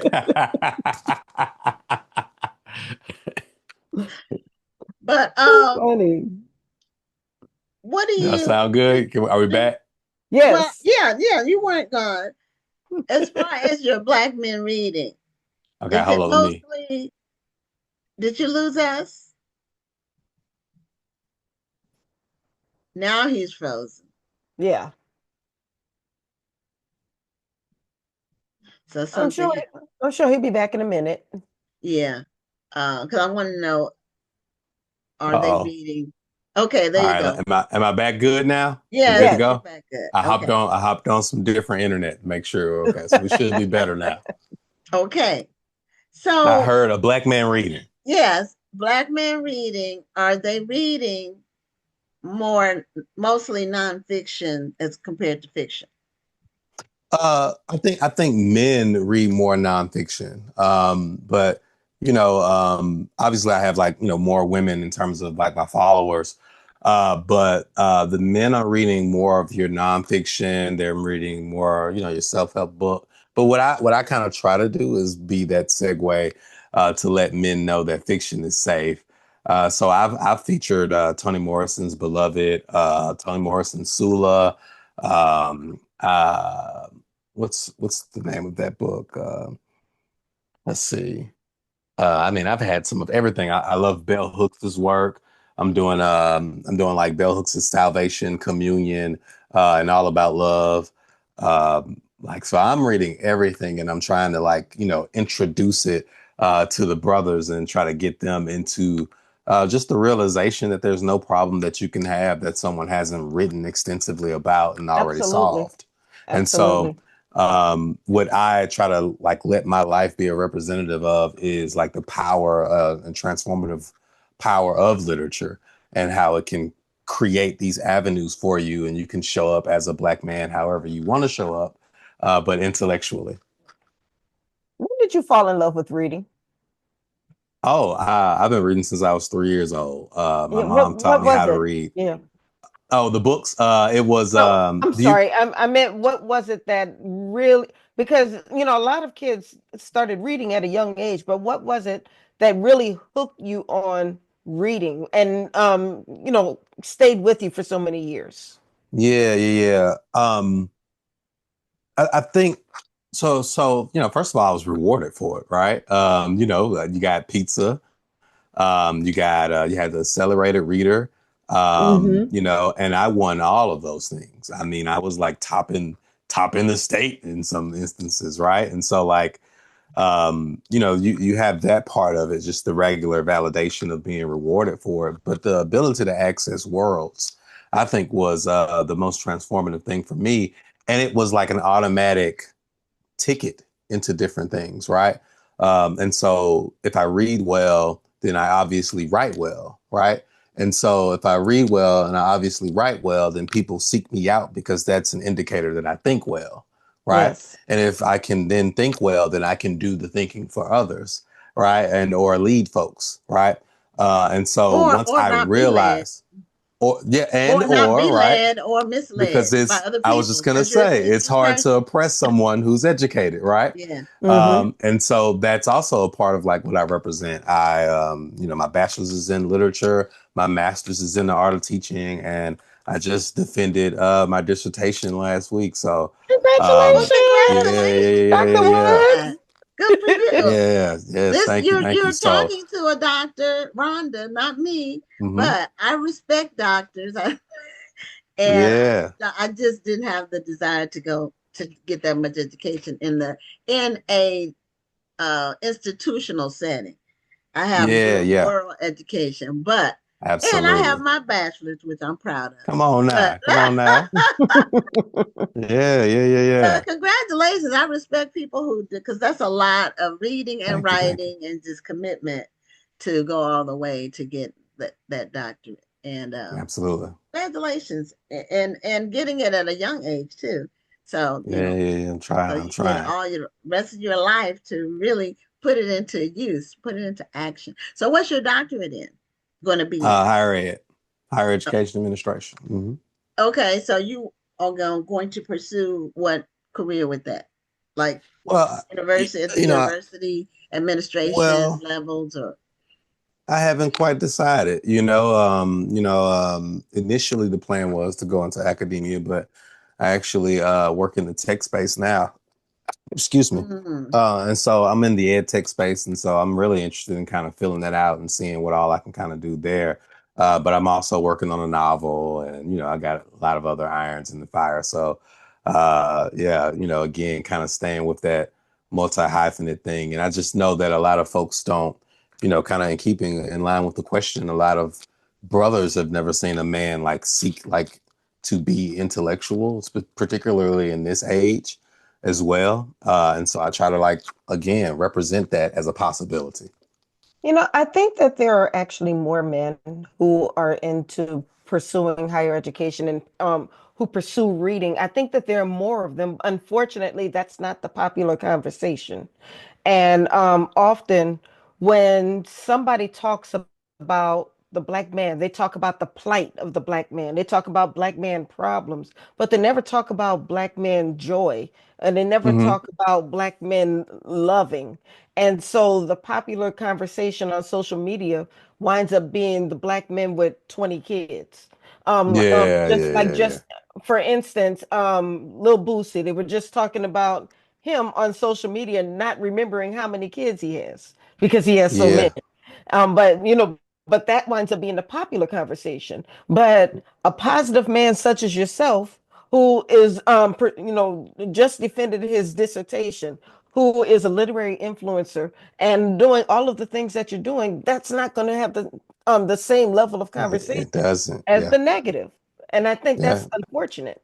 Mm. It Well, is. It is. we That's try to bring. literally what I created the page for because it's an unfortunate reality, and I wanted to do my part to like bring that forward so that they can see it and see that it doesn't like manifest itself how they believe it should look. Right. Because I show up looking how I look with my same interests that I've always had. But I have the same level, if not more, intelligence than a lot of the folks that I interviewed. Yeah. Very Well, true. we're at the end of our time, and we really appreciate you being on the show. If you Oh yeah. all are in New Orleans or in the New Orleans area, please stop by Baldwin and Co. And you can follow Jerid at is it the Black Man Reading Yep. on A all the black man different reading, platforms. a black man reading on A all the Black Man platforms. Reading. Okay. Yes, ma'am. It Yes, it was All ma'am. right. great meeting you. I'd love to be able to stay in touch. We will be in touch, actually. Yeah. All Next right. time I Yeah. come Yeah. to New Orleans, I have to stop by the store. You got to come check it out. I am the greatest reader alive. I ask the best questions ever. You got to see it. Okay. All right. Mhm. Thanks so much. Have a great night. All right. Y'all be Bye-bye. blessed. Good Peace, night. peace. You too. Bye bye. Well, we're at the end of our uh, bringing on our last guest. So we've had an interesting lineup for tonight. And our final guest is a multi talented person. I haven't met him face to face yet, but I will. He will be at the National Black Book Festival. And I'll say what he'll be doing there after we talk a little bit more. So, and Shaun Heckstall, thank you for being a guest on Black Authors Matter TV. Also, thank you for staying up because he told me that he gets up at 4 a.m. and so he goes to bed early and he's on East Coast time, but he was willing to stay up for the interview for the show. so I appreciate that. And if you could unmute so we can hear you, that would be great. Good evening. First, I am so excited about being here. I feel like an 8-year-old whose mother let him stay up. It's Monday Night Football. Love that. But I also want to give a shout out to the brother that just went off. Um, I know now what is happening in the world. It is that the great, uh, I guess, hoax is that we are unicorns. We're kind of like that prophet that hid in the cave and like, hey God, why me? Because the brother Mhm. that went off, if I have to buy my own plane ticket, and I probably will, I'm going down to New Orleans because he and I are kindred spirits. He basically said everything that I aspire to be. If we were in the same room, I would hug him and just let him talk. But since I got a book that I got to sell, let's go. Now, And, you are kind of unusual in that you are a Black man that has written a romance yeah, novel. And I yeah. thought what you described And the reason behind you writing it was really interesting and motivating. So, and you'll be at the festival with your romance novel. So, Yeah. I know you'll be the only male in the romance section. So, Wow. but Wow. You as know, far as authors, right. But that just means that I will especially be looking for you when I start going around the room and doing my on-the-spot interviews. I will be walking to your table as the only male romance author. Oh, that's sweet. And I would tell you, I'm looking for you because I'm a fan. I'm a researcher on the side, and I've gone back and looked at all the videos, and I'm like dreaming at night, like, oh yeah, put the mic in my face. I'm with you. You ain't gonna have to look hard. So, Funny. what y'all want to know? Another thing too, you know, that term alpha male, whatever that means. But all of my wife will tell you, all of my friends are women because I am a reader, I am a thinker, and I was nurtured by an empathetic Black man who's alive and well, who hugged and kissed me and told me he loved me. So I learned to do that. So I'm so blessed to be here with y'all. So what y'all want to know about a Black man that wrote a romance novel? well, What made you write a romance novel? Yeah, he already told me, but I want him to tell the audience. Wow. First, happily married 27 years, and she is Lovely. married to we are what you would consider atypical. So I am the person that orders clothes online and hides them. I got a closet full of clothes. I'm the diva, and she's the one that's like, Shaun, what is this? Right? I'm the one that sings Jasmine Sullivan in the shower and kisses her and tells her, and she's like, boy, go on somewhere, right? Because ultimately I grew up on love. I don't want to tell my age because I don't want to age shame, but I grew up on Black radio and Play Another Slow Jam. And Yes, that was my song. Come on. Girl, I like you. I was all alone, and I'm not a singer, but I was all alone, and I grew up on Ooh, I Like It. And I was the guy. Come on with the barge. Pardon? What'd you say? So the barge. Yeah. I grew up on that. So that's my heart, right? I was the guy that wanted a girlfriend. I grew up with a good mother and father. My parents were teenagers when they had me. So they were mature people, but they were young. So I listened to a lot of romance and romance movies, and it was embedded in me. But then my dad was a community leader who was totally respectful of Black women, right? And then I had this mom who was like, don't touch those little girls like that, or whatever the case was. So I'm the guy that goes to the party and I just want to hold your hand. So when other guys are talking about all the stuff and teenagers are coming of age, I don't come of age like that. So I went to prep school, then I get to Howard University, and I'm still trying to find a girlfriend. Everybody's on the yard. I'm like writing, and if she's watching, my wife can handle this. I'm writing poems to Tracy, and she's out with my frat brother. Now, which frat are you in? Oh, the Omega Psi Phi fraternity incorporated. Oh my goodness. Okay, I'm not Greek. Rhonda is, my daughter is, but I always say when I went to college, the Qs always had the best parties. Oh yeah. And we didn't have any on our campus because it was a PWI, but we went to Howard to party. Yeah. I am so I am really a product of love, right? And I'm so grateful because it has allowed me to be a good husband. I hope that it has allowed me to serve Black women. I'm a fan of Black women. I cried and am very upset, but very glad that Carmela didn't win, for example, because I think that she is too good for America. I'm like that, right?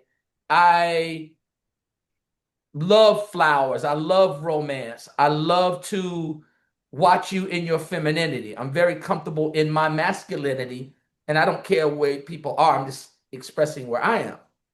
But I am very in awe of Black women.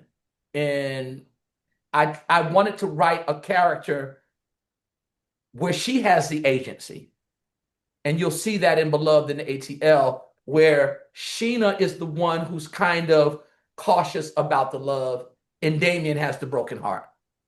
Coming out of a divorce, he has sensed that he has not gotten the love that he wants. And as a result, in middle age, he is backtracking and he reaches out to Sheena, who's a criminal psychologist, and asks her to come to Atlanta to help him solve a series of murders that is happening. But really underneath, when we peel back Damien, we really learn that deep down inside, he just thinks Sheena Elise Colucci is fine since high school, and that he missed the mark and he wants to rekindle that romance. And so the book takes off from there, where you have a guy with a broken heart who's trying to mend, who really wants romance, with a Black woman who, having experienced the world of education, being a criminologist, she's seen a lot of brokenness, and she's leery. And I don't want to give too much of the book away, but he's a police officer in Atlanta. And when those two things collide, their love relationship kind of gets tangled and then untangles. And I think that what I hope person see is, number one, Black women are not the pathetic people that people try to play them as a lot of times. I need a man. I'm sure there are Black women like that, but the Black women I know that I've had the opportunity to spend spaces with, I've been a pastor, as an educator. These are Black women who are not sitting around as much waiting for a man as much as they are prepared and willing to invite them into their lives, right? And I was hoping to bring a Black woman like that. Like, she doesn't need Damien, so she is free to see if Damien is willing to do the growth to meet her where she is. And I think the romance is very important because it shows Black love under tension. Because the greater outside of the book is kind of a social justice, right? It's make Atlanta great again. So you have that theme of gentrification. We want to push under the rug these crimes that are happening to Black bodies.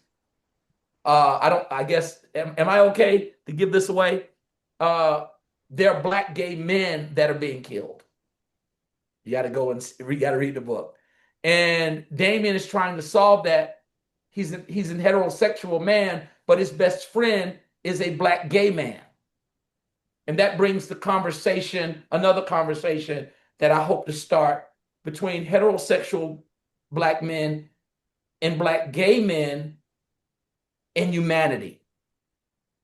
If you ask me how I came to that, how do you come to be a heterosexual male and have gay friends? And I had a frat brother ask me that, right? And I put him in his place. I said, the fact that you're asking me that question lets me know that you're my frat brother, but you're too shallow to be my friend. That's big. Interesting. What do I mean by that? No, I think you're too shallow, because for me, asking me how I can have another human being and legislate them according to their sexuality, to me, is no different than, I don't want to go too far political. It's to me, Kurt saying asinine things about the Black community. I think that one of my greatest friends, of who Rory, the character, is inspired by, is Rory Davis, was his real name. And he passed of AIDS in the early 90s. Boy, I'm dating myself. And we were the best of friends. And this character is a tribute to him. But more importantly, he is a tribute to all Black men, regardless of how you express yourself in love. To me, if your values and your sentiments and the things that make you laugh, the things that make you cry, the things that you serve are the same as mine, as long as you're not going to bed with Sharon at night, who you go to bed with does not, for me, exclude you to be my friend. And I think that that was important to say in the book. And I was intentional about that. And I hope that does start the conversation. And I really hope that we are in a season when the Black community, we get rid of toxic masculinity. The masculinity that feels that for me to be a man, I got to check you physically. For me to be a man, I got to make you as a Black woman feel insecure because really I'm insecure. I hope that this book starts a conversation or participates in one that's ongoing that shows a Black man that's vulnerable, that really what I hope that all Black men at one point or another, if you don't do it publicly, in the quiet time with that woman, admit that I need you. Mm-hmm. Because I talk to Black men, and Black men, we need y'all. We need your wisdom because we stupid. We definitely need your femininity because I ain't putting on no lip gloss. We need your spirituality. It talks about that. I was intentional about, in one of the chapters, Sheena goes to a conference when she encounters the killer. I don't want to give too much away again, but she is presenting at a Black clergy conference. But I intentionally was honored to be able to name some of the leading Black women theologians. The Sister Ebony out of North Carolina, Bernice right here, King in Atlanta. I mean, across the board, if you really look at it, Black men, we are always good at the propagation of theology. When you really look at it, a lot of sisters do a lot of real deep thinking and don't get a lot of credit. And Sheena, as a character, acknowledges that. And I hope that close readers are able to pick that up. Okay, now is this your first book? This is my first novel, correct? Yes. You know, first novel. I am a PhD, and the book Mute, Black Educator, Social Justice, and the Silencing of Excellence is in the process of being finished. It's my dissertation that really being turned into a book. And then, of course, I had the book that we talked about, When She Changed, about how it's been for me when my wife had cancer and going through menopause. We're in the process of re-releasing that as well. But this is the first novel, and now I'm working on the second version of it. This is Beloved in the ATL, Out in the Light. And you know, when you're new, when you have a first book out, you're like, well, how much do I give away? Because they might not. No, you don't want to give the spoilers away. It's like a movie. You don't want to give the main things, the arcs of the story away. Give them enough to make them want to keep reading. Okay. Or to buy it and read. Yeah. Well, of course, to buy it and then read, but I'm saying you want them to keep reading. Yeah. But no, my question was, though, you talked about a lot of different themes. You're addressing all of those themes in this one book? Yeah, I think that it is woven into the conversation and the complexity of the characters. On the surface here, we out them, but it was intentionally written so that you want to live with the characters and read it again, right? You want to have a conversation that, I didn't catch the person that was gay and the person that was heterosexual in a friendship. I missed that. So I'm gonna go back and read that again. It was written intentionally with those themes, but also written immersively so that it is a read that doesn't isolate people. Meaning that I was intentional to work between real literature and then urban fiction. Because I think that the Black diaspora right now, we are reading. People say Black people don't read. I don't agree with that. I think that I do know that I see them reading on their phones. They read on the phone because so I don't agree. Look, like I put myself on mute. Excuse me. Look at. Oh wow, I sound pretty good. Just pray for me. But I think that we read, but I also think that we have to meet persons where they are, right? And I hope, and I want to learn from y'all as we are working on the second book.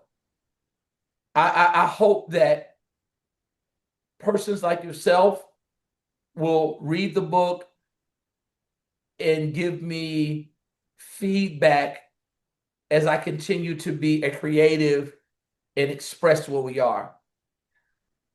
So yeah, it does have a lot of themes, but I think that they are intentionally woven into the characters.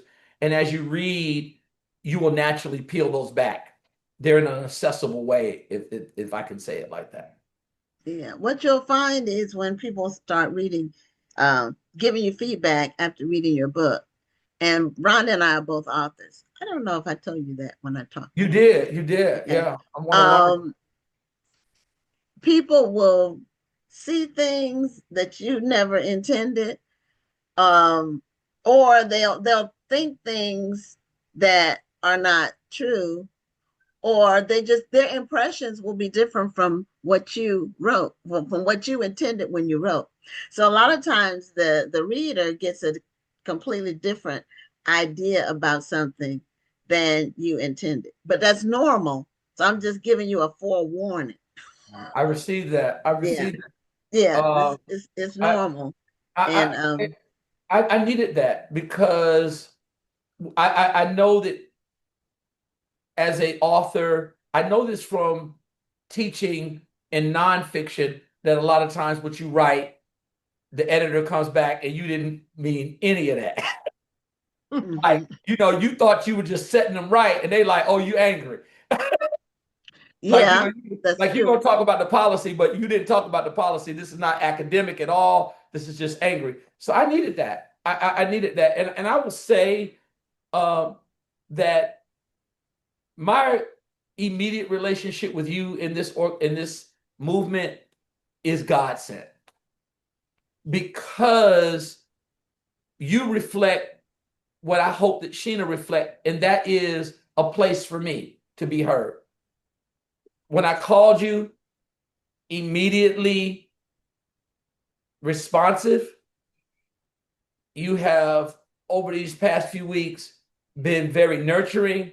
And even in this space, I'm grateful for the both of you. And I can tell you that the things that I will learn along the way and write along the way, let's be friends, y'all. Well, when you come to the festival, you're going to be so overwhelmed with all the information and people that you won't be able to digest it all in the weekend, but over the following weeks, it'll all come together for you. But it's more people that are book related in one place than you'll probably ever meet. And when I say book related, it's the authors, it's the other people in the industry, publishers, marketers, and there are a ton of book clubs that'll be there. And I need to that's important. Did you put that you were an Omega on your Yes, ma'am. We have some Divine Nine stuff going on too.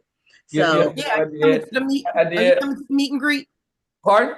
Are you coming to the Divine Nine meet and greet? I did not know there was a Divine Nine meet and greet, but I am coming now. I did sign up for a meet and greet, but no, not that. It's two different. It's two different ones. So the one you signed up for is the welcome reception. It's not D9. Okay. The Divine Nine event is Friday night. It's only for the D9 authors and the chapters. We have chapters that are coming, and it's all for D9 people. I would so like only the to D9 come, yeah. people will have gotten the invite, and you're on the list. So look forward this week. Make sure you check your email. I would because definitely do it'll that. say Divine Nine or something like that. All right. Yeah, 1ZT88, they know the bruh, 7th District, they know what's up.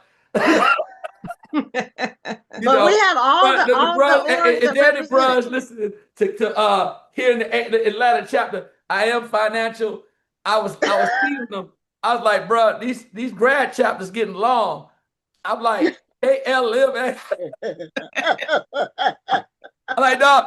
They like, hey, dog, what chapter you from? Hey, bro, I just be at the meeting.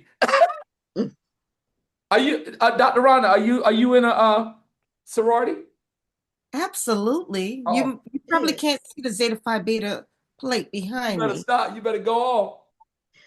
Yeah, she's a Zeta. She's a Zeta. I'm not Greek, so Yeah. but I respect the D9, and my daughter's a Zeta too. So, Oh, wow. That's awesome. yeah. So I respect the D9 because you all support each other. You support education. You all have fun, and you all have a lot of style. The So Zetas and the Sigmas had a book festival in Atlanta about a month ago, really more like about 8 weeks ago or so. And they put me on as one of their authors here in Atlanta. And I'm so grateful for them to do that. They're doing outstanding things immediately in the area. I don't know if you guys know Atlanta, but immediately outside of Atlanta, there's a city called East Point. And they have a huge, pretty house that the Sigmas have. And the Zetas, one of the chapters, big grad chapters are using that. And there were a lot of them at this event. So shout out to the Zetas and the Sigmas that are meeting over there at East Point. Good friend of mine, Chris, is a Sigma. They might even be on this call. We follow with one another on Facebook, and I send it out to them. So thank you to the sisters of Zeta Phi Beta. When I was up at Howard, at Alpha chapter up there, they were phenomenal. Okay. Well, we're almost at the end of the show, Shaun. I did want to let people know that you'll be emceeing at the festival on Friday and Saturday to kick it off in the morning and just open us up with some excitement and energy. And so Shaun is going to be doing that for us this year, and we're excited about that. I'm excited about doing that. It is an experience. I can tell you that from my faith, I'm kind of like wherever you are, when I'm going to be there. I think that we are kindred brothers and sisters, and I'm just grateful for you.